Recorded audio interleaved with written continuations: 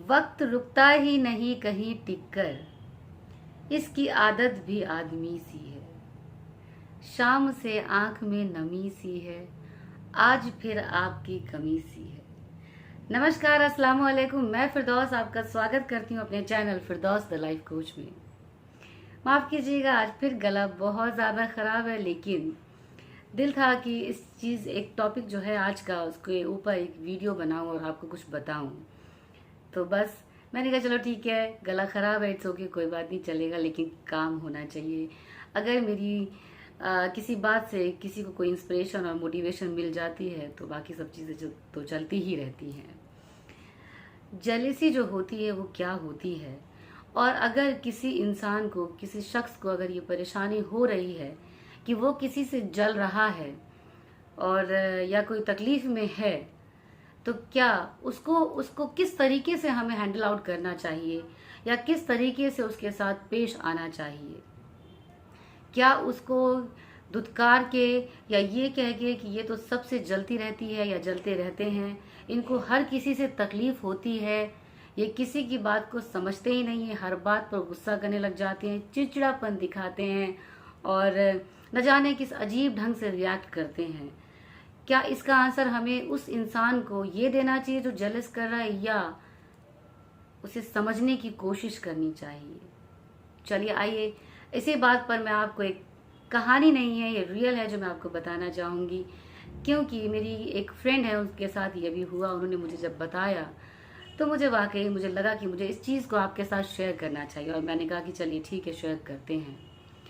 हुआ ये कि वो किसी से उनको कुछ परेशानी है, जो मेरी फ्रेंड है। ठीक है, हर इंसान की पसंद नापसंद होती है, अपनी पर्सनल व्यू है उनका ये। तो जिस पर्टिकुलर शख्स से वो परेशान होती है, तो जब उनका जिक्र आता है तो वो बहुत तकलीफ में हो जाती है। मतलब एक अजीब सा बिहेवियर चेंज आ जाता है, बहुत कंट्रोल करने की कोशिश वो करती है, जैसा कि उसने मुझे बताया, लेकिन वो कर नहीं पाती है, और किसी न किसी रूप में उनके बॉडी के लैंग्वेज या जेस्चर्स में या कुछ ऐसी चीज़ वो दिखा देती है जिससे लगता है कि उनको गुस्सा आया। अगर उस पर्टिकुलर पर्सन का जिक्र भी अगर आता है तो, या कोई नाम भी अगर ले लेता है, या कोई अगर उसकी बात बता देता है, तो पता नहीं क्यों इतनी ज़्यादा उनको उससे प्रॉब्लम हो गई है। कुछ हुआ होगा ऐसा पास्ट में, या कुछ चल रहा होगा प्रेजेंट में।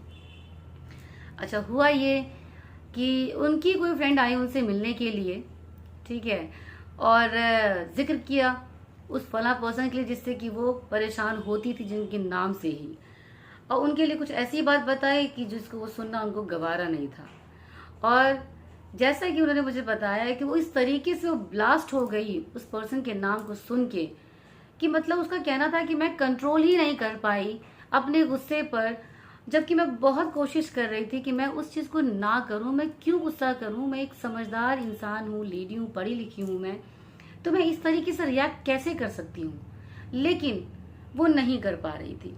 और जो उसकी फ्रेंड जो उससे मिलने आई, जिसने उस दूसरी फ्रेंड के बारे में बताया जिसकी वजह से वो परेशान हुई थी, उस फ्रेंड ने उसको समझने की जगह थोड़ी देर वो बैठी, जिक्र तो उनका कर दिया, उनके हाल को बेहाल भी कर दिया, और मतलब एक जो दिमागी जो उनका जो एक बैलेंस था वो खराब भी कर दिया। जबकि वो उसके पहले बहुत अच्छी थी, नॉर्मल थी, होने की कोशिश भी कर रही थी, अपनी सारी पेन से वो लड़ रही थी, जो भी XYZ उनकी तकलीफ है। लेकिन उन्होंने क्या किया? उन्होंने उनको तकलीफ भी दी, उस पेन को हील अप नहीं किया, और थोड़ी देर वो बैठी और चली गई कि अच्छा ठीक है, मैं चलती हूँ। जाहिर है उस फ्रेंड को, जो कि वो उसकी भी फ्रेंड थी, और परेशान वो हो गई, लेकिन उसने कुछ नहीं बोला। उसने कहा ठीक है, ओके, जाइए। चली गई वो फ्रेंड। और बाद में उसको ये लगा कि आखिर जो ये शख्स जो आई मेरे पास, ये मेरी फ्रेंड आई, तो क्या ये वाकई मेरी फ्रेंड थी? क्या इसने मुझे समझने की कोशिश की? जब इसको पता है कि मेरे पास वाकई ऑलरेडी तकलीफ है, मैं उसके पेन से, मैं उसकी उस इंसान की बात को सुन के परेशान हो जाती हूँ, और उसकी पेन से दर्द आता है मुझे, तो उसका जिक्र भी उसने क्यों किया? और अगर जो किया तो उसको हील क्यों नहीं किया? उस जख्म को खुला छोड़ के वो कैसे जा सकती है?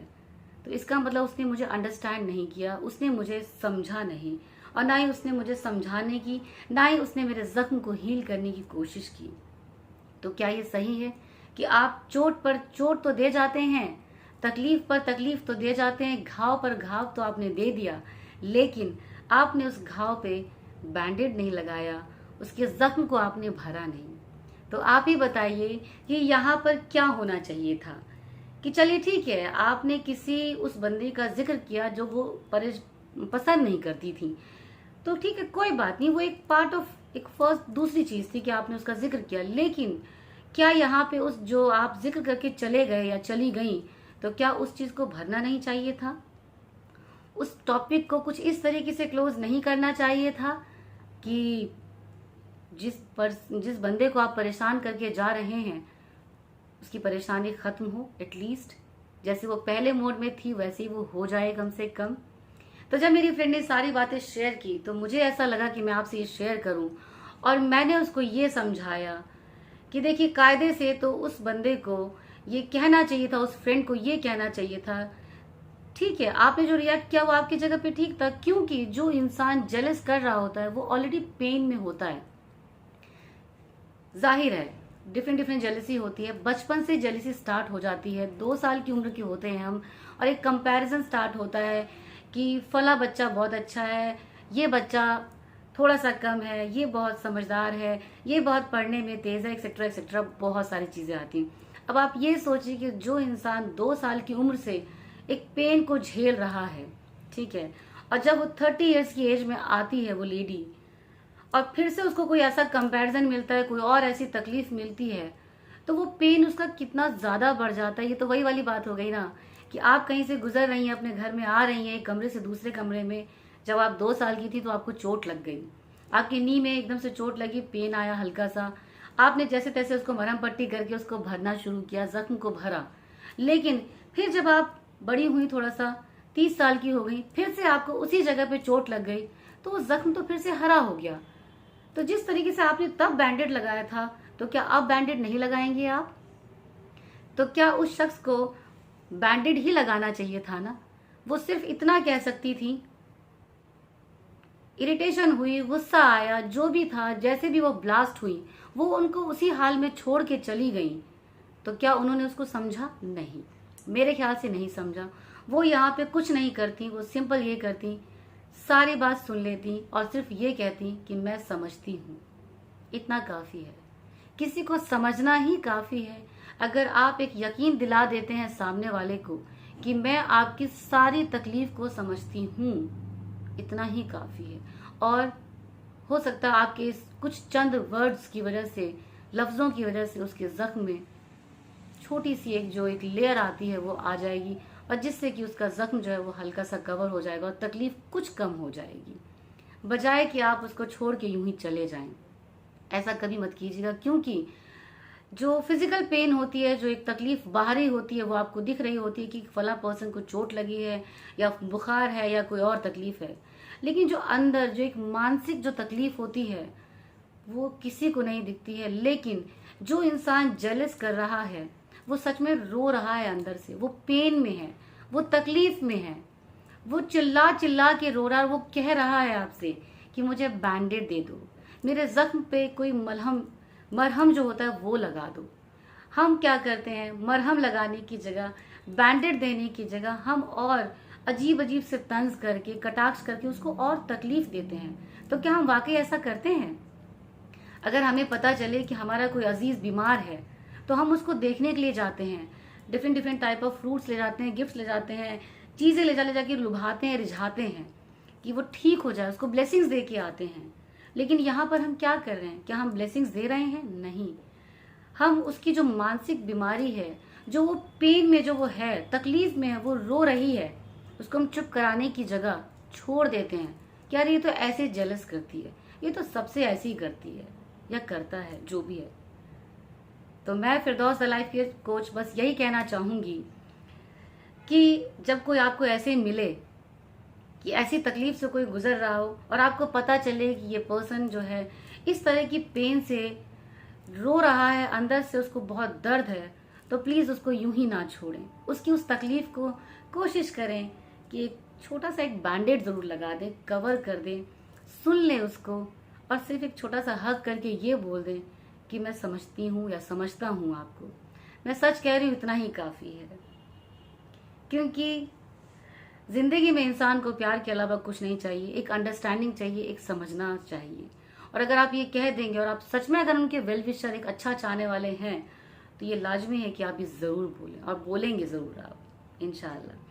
बस इसी खूबसूरत मैसेज के साथ मैं चलती हूँ और बस ये बोलना चाहूँगी कि जो अभी आपकी स्टोरीज़ हैं, अगर आप मुझे चाहते हैं कि मैं उसको बोलूँ और सुनाऊँ यहाँ पर और आप सबको मोटिवेट करूँ, तो प्लीज़ मुझे जो ये मेरा ईमेल आईडी है firdouslifecoach@gmail.com, जो मैं नीचे मेंशन कर दूंगी, उसके ऊपर आप अपनी स्टोरीज़, अपनी खूबसूरत आइडियाज़ आप मुझे भेज सकते हैं। मुझे बहुत अच्छा लगेगा। मेरे इस चैनल को सब्सक्राइब कीजिएगा, लाइक और शेयर ज़रूर कीजिएगा वीडियोज़ को। और बहुत सारी दुआओं के साथ, बहुत सारी ब्लेसिंग्स के साथ चलती हूँ मैं। अपने बच्चों को बहुत सारी ब्लेसिंग्स दीजिए, दुआएं दीजिए, क्योंकि ये दुआएं वाकई बहुत काम आती हैं, चाहे जैसे भी हो। अगर हम उनको सिर्फ ये बोलेंगे कि ये कुछ नहीं करता, कुछ नहीं करता, न जाने क्या होगा, तो ये एक अजीब सा क्वेश्चन मार्क है, ये ब्लेसिंग्स नहीं है। उसकी जगह पे ये बोलना शुरू कीजिए, चाहे वो कुछ भी ना कर रहा हो बच्चा आपका, शुरू से ही आदत ऐसी डाल दीजिए कि हर किसी को ब्लेसिंग्स दीजिए। तो जैसे कि मैंने अभी आपको कहा कि अगर आपका बच्चा कुछ भी ना कर रहा हो, तो भी आप ये बोलिए कि ये बहुत समझदार है, ये बहुत आगे जाएगा, ये बहुत अच्छा करेगा, डेफिनेटली इंशाल्लाह वो सब कुछ अच्छा करेगा। पॉजिटिव दीजिए ताकि उसके पास पॉजिटिव पहुंचे, किसी के पास भी पॉजिटिव पहुंचे। क्योंकि जो नेगेटिव में चल रहा है वो ऑलरेडी सच में बीमार है, वो रो रहा है, चुप करा दीजिए उसे। बहुत दुआएं मिलेंगी आपको भी। चलती हूँ, बहुत बहुत शुक्रिया, नमस्कार, अस्सलाम वालेकुम, थैंक यू सो मच।